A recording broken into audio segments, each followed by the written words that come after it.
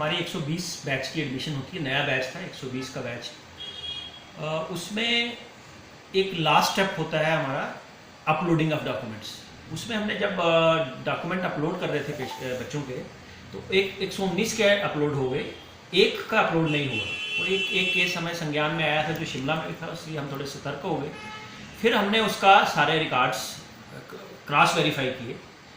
उसने एक अपनी जो एडमिशन जिस हमें जो मिलती है पेशेंट जो बच्चों को अलॉटमेंट होता है, वो यूनिवर्सिटी से एक हमारी मेडिकल यूनिवर्सिटी अमरूद से अलॉटमेंट होती है।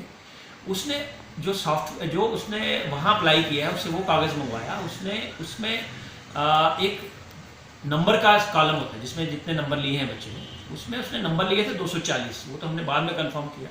और उसने वहाँ एडिट करके 530, नॉर्मली वो नॉन एडिटेबल होता है, उसमें एडिट नहीं कर सकता बच्चा, बट उसने शायद कोई सॉफ्टवेयर यूज़ किया या क्या किससे वो किया, उसने वहाँ से यूनिवर्सिटी से अलॉटमेंट करवा ली अपनी सीट चंबा के लिए। अब उसके बाद हमारे पास यहाँ स्क्रूटनी कमेटी होती है। हम सारे ओरिजिनल डॉक्यूमेंट्स जैसे 12वीं का domicile, category certificate, EWS certificate, वो सब चेक करते हैं, वो सब ठीक थे।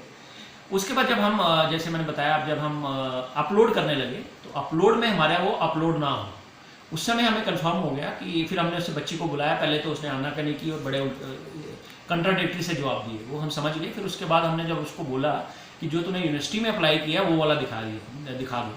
जो उसने यूनिवर्सिटी में अप्लाई किया था उसी में उसने 240 की जगह 530 नंबर लिखे हुए थे। तो उससे हमें पता लग गया। फिर हमने यूनिवर्सिटी में बात की, वाइस चांसलर सर से बात की, DME सर को बता दिया, इन्फॉर्मेशन कर दी, और हमने उनसे डायरेक्शंस मांगी यूनिवर्सिटी से। तो उन्होंने यूनिवर्सिटी ने हमें क्लियर बोला कि आप उसका कैंसिल कर दो।